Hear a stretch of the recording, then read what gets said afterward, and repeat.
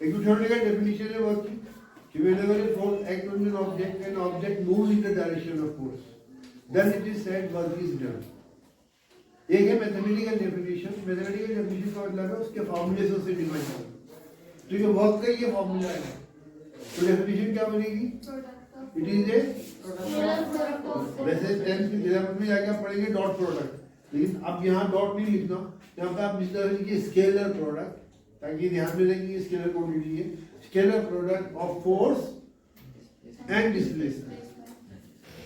It is a scalar product of force and displacement in the direction of force.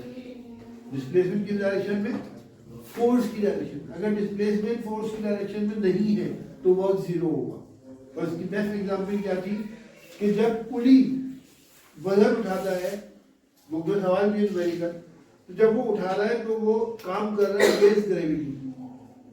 तो force के against gravity तो direction same हो या opposite हो, तो वो ऊपर उठाते हुए फोर्स के अगेंस्ट काम कर रहा है, वेट उठा के ऊपर लगता है, इसलिए उसने वर्क किया है, क्योंकि यहाँ पे फोर्स भी है और डिस्प्लेसमेंट भी कितना, सिर्फ जमीन से लेके उसके सर तक। लेकिन जब वो सर पे वेट रख लेता है, उसके बाद जब वो चलना शुरू करता है तो work against gravitational force zero होता है। तो ग्रेविटेशनल फोर्स के लिए वर्क करने के लिए अपन नीचे जाए वर्टिकली या नीचे वर्टिकली ऊपर है, वर्टिकली मतलब परपेंडिकुलर नीचे जाए या ऊपर है, लेकिन अगर वो हॉरिजॉन्टल चल रहा है तो ग्रेविटेशनल फोर्स तो लग रही है, जमीन के ऊपर का वेट है, ग्रेविटेशनल फोर्स कहते हैं, लेकिन उस डायरेक्शन में पुली मूव नहीं कर रहा। अब कोई पूछे कि कुली अपने सर पे वेट रख के चल रहा है, क्या वर्क कर रहा है? तो आप देखेंगे कि वर्क वो ग्रेविटेशनल फोर्स के अगेंस्ट नहीं कर रहा। कौन सी फोर्स के अगेंस्ट वर्क कर रहा है? शायद सोचो, शायद तुम जवाब दे दो, फ्रिक्शन के अगेंस्ट। क्योंकि जब कोई चीज चलती है तो फ्रिक्शन दोनों लगता है हॉरिजॉन्टल उसमें, तो फ्रिक्शन के अगेंस्ट काम कर रहा है। और फ्रिक्शन अपोजिट डायरेक्शन में लगती है, अगर वो ईस्ट टू वेस्ट जा रहा है तो फ्रिक्शन लगती है वेस्ट टू ईस्ट। तो there is a work against frictional force, but there is no work against gravitational force. Gravitational force के लिए वर्क करने के लिए या तो वर्टिकली ऊपर जाए या वर्टिकली नीचे जाए, वो नहीं जा रहा ना ऊपर ना नीचे, इसका मतलब है work against gravitational force is zero. क्योंकि फोर्स तो है, ग्रेविटेशनल फोर्स तो वेट को कहते हैं, ठीक है, लेकिन डी जीरो होगा। डी कौन सा डिस्टेंस है, डिस्प्लेसमेंट है जो फोर्स के डायरेक्शन में है, वो जीरो है। तो जीरो से मल्टीप्लाई करेंगे तो क्या आंसर आएगा? जीरो आएगा। तो there is no work against gravitational force, but there is a work against frictional force. तो अगेंस्ट फ्रिक्शनल फोर्स वर्क कितना हो, तो पहले फ्रिक्शनल फोर्स निकालो, बताओ नहीं चाहिए। तो यहाँ जो हम बात कर रहे हैं वो ग्रेविटेशनल फोर्स की बात कर रहे हैं। ये बात समझ में आई नहीं आई? एक और तरीका होती है कि भाई ग्रेविटेशनल फोर्स जो होती है वो क्या है, इसके बराबर होती है m इंटू जी। अगर आपको खाली मास दे रखा है तो मास जो है वो स्केलर क्वांटिटी है कंटेंट इन द बॉडी, अगर मास को g से मल्टीप्लाई कर दे तो वो फोर्स बन जाता है। समझ में आया? अब g की वैल्यू अगर 9.8 है तो f मास जो किलोग्राम में होना चाहिए, तो न्यूटन में आंसर आएगा। क्या में अगर g की वैल्यू कितनी हमने यूज की, g की value 9.8 metre per second square, तो मास किलोग्राम में होना चाहिए, जो कि सेम यूनिट को होगा। तो जब सेम यूनिट का होगा तो ऐसा यूनिट होगा, और फोर्स का क्या नाम है, ऐसा यूनिट क्या होता है, न्यूटन होता है। तो वेट जो है यही वेट फोर्स के बराबर होगा और mg के बराबर होगा। और अगर हम g की वैल्यू यूज करें 981 सेंटीमीटर पर सेकंड स्क्वायर, तो फिर आंसर न्यूटन में नहीं आएगा, फिर मास ग्राम में होना चाहिए। तो ग्राम और सेंटीमीटर पर सेकंड स्क्वायर में जो यूनिट बनता है फोर्स का वो डायन बनता है। क्या बनता है? यानी ग्राम पर सेंटीमीटर पर सेकंड स्क्वायर।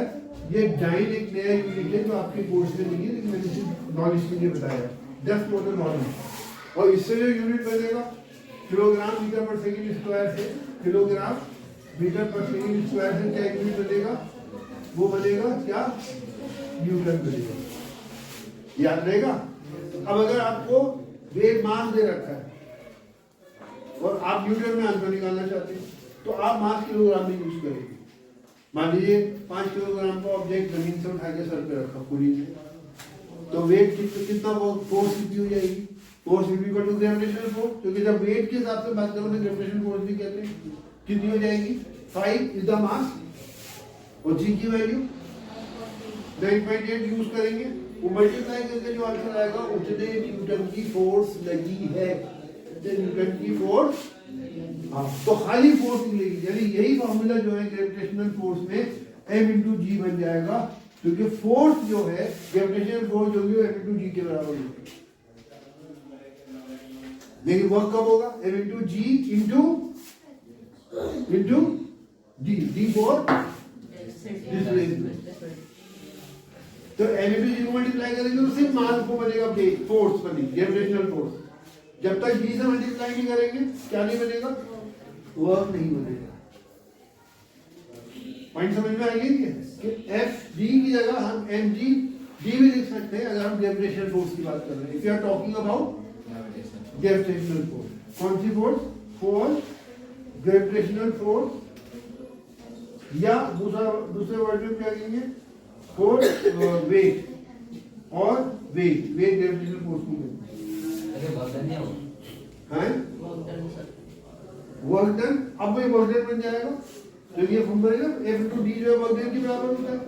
एफ की जगह क्या आ गया, एम जी मतलब ग्रेविटेशनल फोर्स, जब वेट जो तो ग्रेविटेशनल फोर्स होती है, और डी से मल्टीप्लाई कर दिया, तो जब फोर्स और डिस्टेंस मल्टीप्लाई हो जाते हैं तो क्या बन जाता है, वर्क डन। इसे मैंने इक्वल टू लिखा है, इसने क्या लिखा है, अगर खाली फोर्स होती तो एम इंटू जी बनता, क्या बनता, एम इंटू जी। खाली जो वेट होता है, यहाँ मैंने लिखा है, खाली जो वेट होता है ये weight F is equal to, ये कौन सी फोर्स है, ग्रेविटेशनल फोर्स, जिसको वेट भी कहते हैं, ये जो gravitational force is equal to M into जी।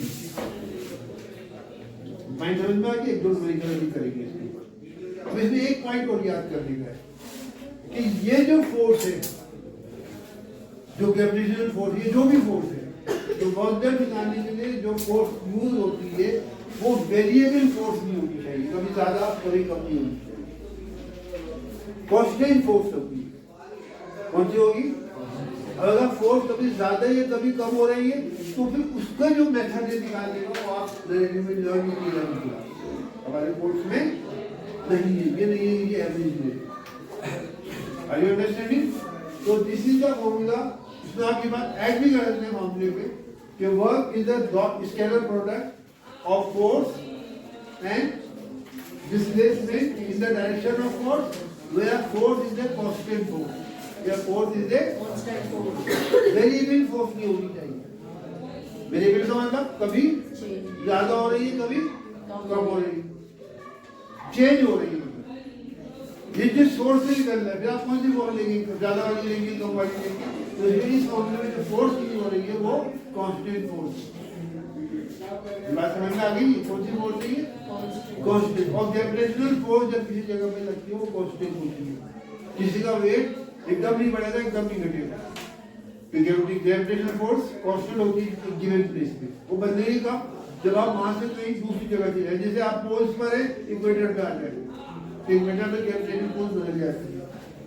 लेकिन पोल्स के ऊपर या जमीन के बीच में, आप यहाँ जैसे इस कमरे में हम खड़े हुए हैं और यहाँ पे हम कोई चीज उठा रहे हैं, तो जमीन पे हो या उठाए या उसको और ऊपर ले जाए, यहाँ पे माना जाता है कि ग्रेविटेशनल फोर्स कांस्टेंट है। क्यों, क्योंकि फोर्स का हमने दिया, तो जी जो है एक गिवन प्लेस पे कांस्टेंट मान के चलती है। जब जी कांस्टेंट होगा, मास तो चेंज नहीं होता, मास भी बदलता है, तो मास तो पहले ही कांस्टेंट है, जी भी कांस्टेंट है। तो जो किसी गिवन प्लेस पे जो फोर्स लग रही है ग्रेविटेशनल फोर्स, वो क्या होगी, वहां पे हमें ये लिखने की जरूरत है कि फोर्स कांस्टेंट हो। ये वर्ड हम कहाँ यूज करेंगे, फोर्स कांस्टेंट हो, जब हम हॉरिजॉन्टली किसी जगह पे चल रहे हैं, जो फोर्स है वो ग्रेविटेशनल फोर्स नहीं है, जो फ्रिक्शनल फोर्स है या कोई और सी फोर्स है। फ्रिक्शनल फोर्स कम बढ़ती होती है। फ्रिक्शनल फोर्स जहाँ पे चिकनाई होगी, जमीन पे पानी पड़ा होगा, वहाँ फ्रिक्शन कम हो जाएगी, और जहाँ वैसी पथरीली जमीन होगी, रेत पड़ा होगा, वहाँ फ्रिक्शन फोर्स बढ़ जाएगी। Are you understand? जमीन को हॉरिजॉन्टली चल रहा है, फ्रिक्शनल फोर्स के अगेंस्ट वर्क कर रहे हैं, तो फ्रिक्शनल फोर्स के जब हम अगेंस्ट वर्क करेंगे तो कहीं फोर्स ज्यादा होगी, कहीं फोर्स कम। तो ये वाला फॉर्मूला उस फ्रिक्शनल फोर्स के अगेंस्ट जो वर्क होता है उसके ऊपर नहीं लगेगा। ये फॉर्मूला सिर्फ कहाँ लगेगा? जहाँ पे फोर्स कांस्टेंट है। अब ये मान लें कि फ्रिक्शनल फोर्स कांस्टेंट है तब लगेगा ये फॉर्मूला। और अगर फ्रिक्शनल फोर्स नॉर्मल कंडीशन में कांस्टेंट नहीं होगी, नॉर्मल कंडीशन में हम जमीन पे चलते हैं, कोई चीज घसीटते हैं, आप स्कूटर चला रहे हैं, गाड़ी चला रहे हैं, तो कहीं स्मूथ सरफेस है, प्लेन सरफेस है, वहाँ फ्रिक्शन फोर्स कम हो जाती है। कहीं रोड़ी है, पत्थर पड़े हुए हैं, मिट्टी है, वहाँ फ्रिक्शनल फोर्स बढ़ जाती है। नॉर्मल कंडीशन में फ्रिक्शनल फोर्स कांस्टेंट नहीं होती, इसलिए वहाँ फॉर्मूला भी क्या होगा? नहीं लगेगा। अगर हम सवाल बनाते हैं इसके ऊपर, फ्रिक्शनल फोर्स के ऊपर, तो हमें लिखना पड़ेगा कि फ्रिक्शनल फोर्स कांस्टेंट है। ये लिखेंगे तब जाके ये वाला फॉर्मूला नहीं होगा।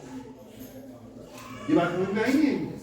अगर जैसे हमने आपको कहा था कि जो इक्वेशन ऑफ मोशन जो है, इक्वेशन ऑफ मोशन को अप्लाई कब करते हैं? जब यूनिफॉर्म एक्सीलरेशन। आमतौर से सवालों में लिखा होता है यूनिफॉर्म एक्सीलरेशन। अगर नहीं लिखा, जमीन के ऊपर हम चल रहे हैं, तो फिर उस सवाल में कमी है, या तो उसको करेक्ट करो, समझ में आया? लेकिन अगर uniform acceleration, uniform equation of motion को यूज नहीं कर सकते। हाँ, ऊपर से नीचे जाते हुए, नीचे से ऊपर जाते हुए एक्सीलरेशन यूनिफॉर्म होता है। क्यों? वहां पे लिखने की जरूरत क्यों नहीं है? क्योंकि वहां कौन सा एक्सीलरेशन हो रहा है? एक्सीलरेशन ड्यू टू, और वही गिवन प्लेस को कांस्टेंट माना जाता है, तो वहां पे एक्सीलरेशन इज यूनिफॉर्म सवाल में लिखने की जरूरत नहीं होती। लेकिन हॉरिजॉन्टली हम मूव कर रहे हैं और हम इक्वेशन ऑफ मोशन को यूज करके सवाल करना चाहते हैं, तो सवाल में होना लिखना जरूरी है कि एक्सीलरेशन इज यूनिफॉर्म या फोर्स इज यूनिफॉर्म, या फोर्स एक्टिंग है। क्योंकि फोर्स यूनिफॉर्म होगी तो एक्सीलरेशन कहां से पैदा होगी? फोर्स से। जब फोर्स यूनिफॉर्म होगी तो एक्सीलरेशन भी यूनिफॉर्म होगी। अगर उसमें एक्सीलरेशन इज यूनिफॉर्म ये नहीं लिखा, मैंने लिखा यूनिफॉर्म फोर्स इज एक्टिंग, तो उसका मतलब इक्वेशन ऑफ मोशन को हम यूज कर सकते हैं। क्यों कर सकते हैं? ठीक है, फोर्स यूनिफॉर्म है, इसलिए एक्सीलरेशन भी यूनिफॉर्म। तो ये फॉर्मूला समझ में आ गया। इसमें ये बात की पॉइंट क्लियर होगी कि फोर्स कौन सी होनी चाहिए? यूनिफॉर्म होनी चाहिए। ग्रेविटेशनल फोर्स हम एक जगह पे यूनिफॉर्म मानते हैं, लेकिन अगर हम फ्रिक्शनल फोर्स के अगेंस्ट काम करें तो फिर वहां पे हमें लिखना पड़ेगा कि फ्रिक्शनल फोर्स यूनिफॉर्म है, तभी ये वाला फॉर्मूला यूज होगा।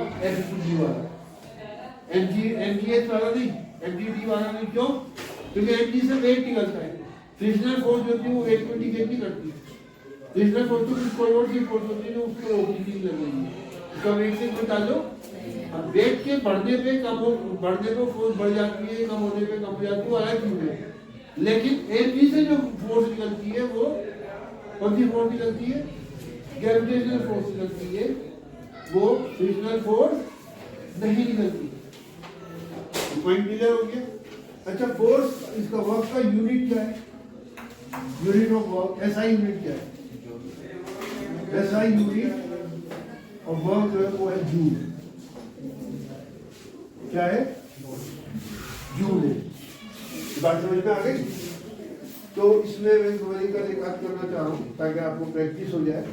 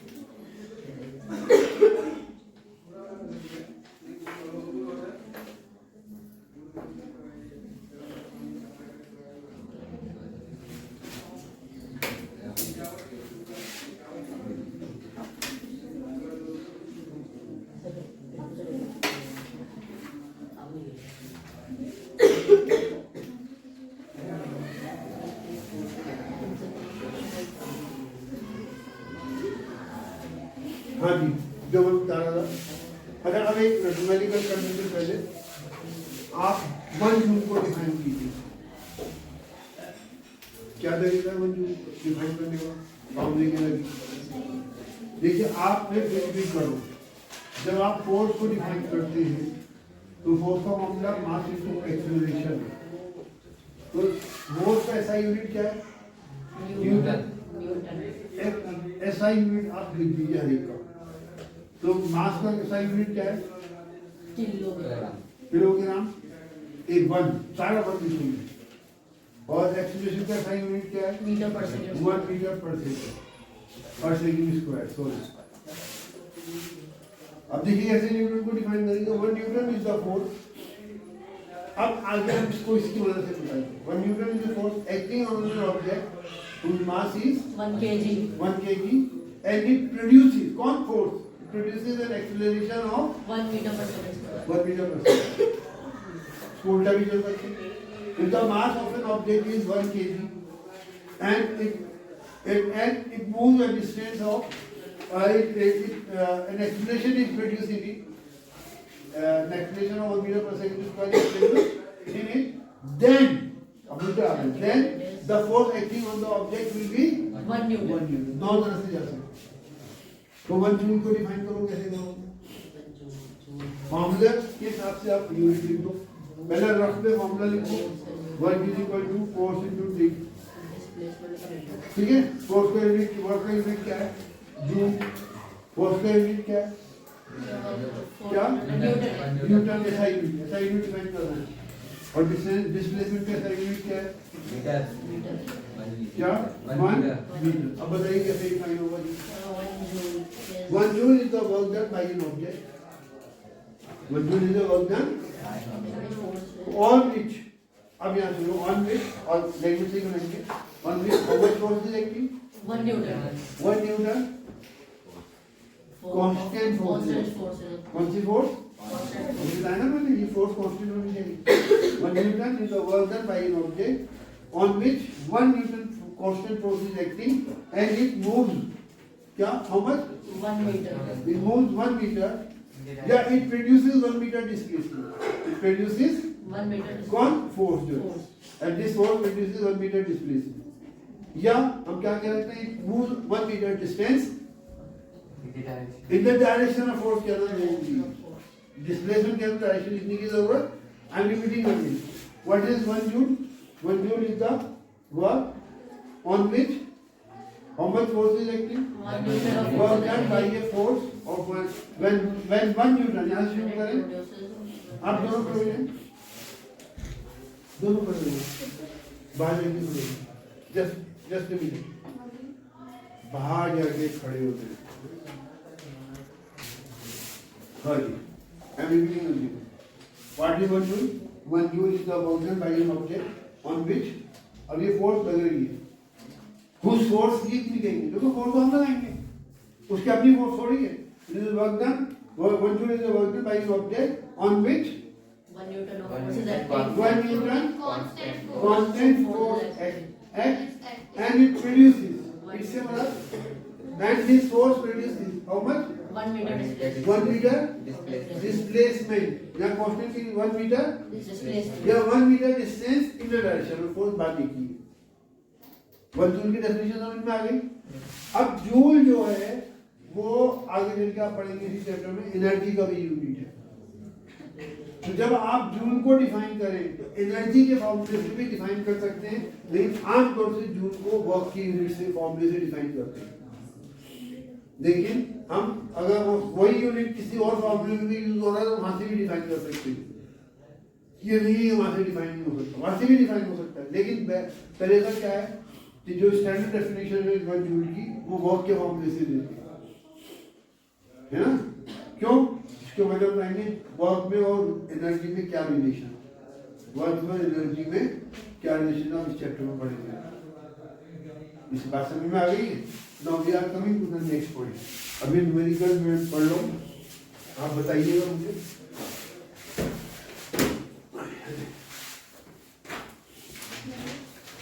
बुक का सवाल है, I am reading the question. देखिए पहला सवाल ये है,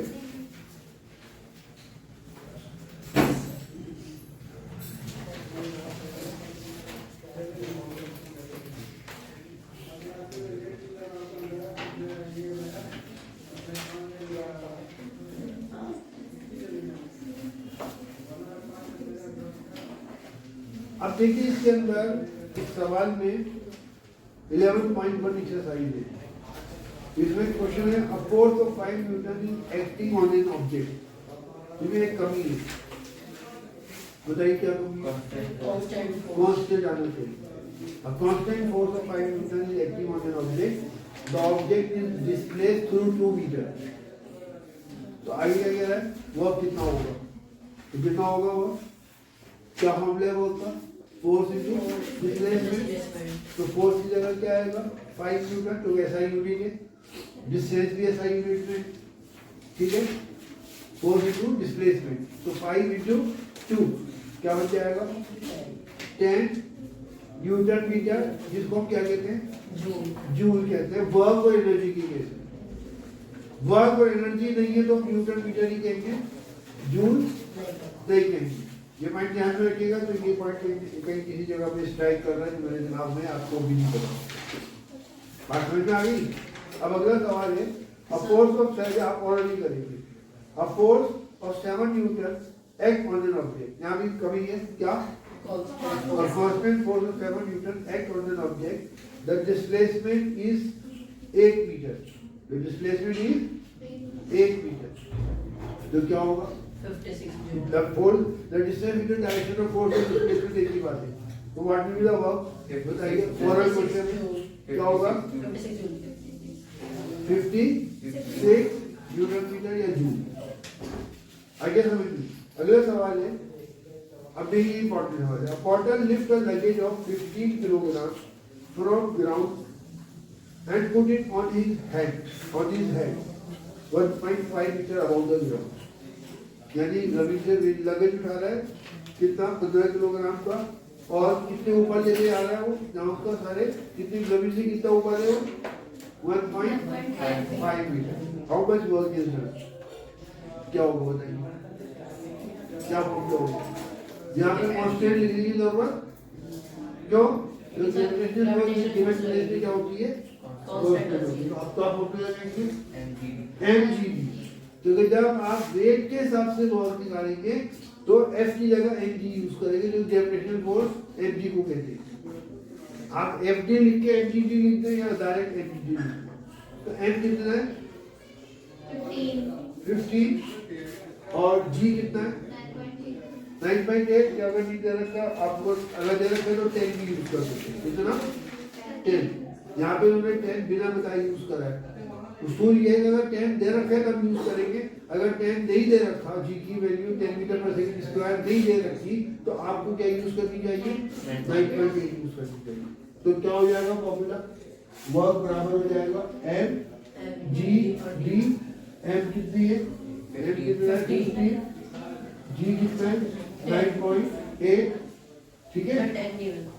हैं? इन्होंने दे रखा है 10 यूज करो, इन्होंने नहीं दे रखा ना, तो हम भी 9.8 यूज करेंगे। दे रखा हो तो हम 10 यूज करेंगे। फिर वो अगेंस्ट इंस्ट्रक्शन हो गया तो गलत भी आता है।